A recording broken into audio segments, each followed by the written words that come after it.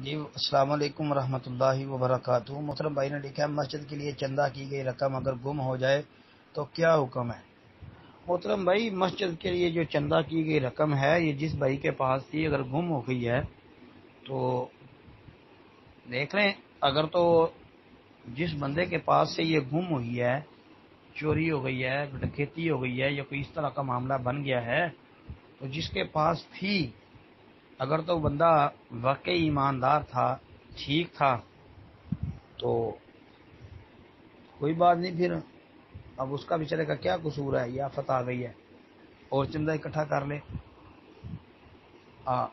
یہ نہیں کہ وہ بھرے گا، اس کو بھرنے کی ضرورت نہیں ہے۔ ظاہر بات ہے ایماندار ہی ہوگا نا، کوئی آدمی جس کو بندہ ایماندار سمجھتے ہوئے اس کو مسجد کا پیسہ پکڑا دیتا ہے، اس کے پاس رکھ دیتا ہے، تو اگر اس طرح کا معاملہ بن جائے تو اب اس کا مطلب یہ نہیں ہے کہ اس سے لیا جائے گا۔ السلام علیکم ورحمۃ اللہ۔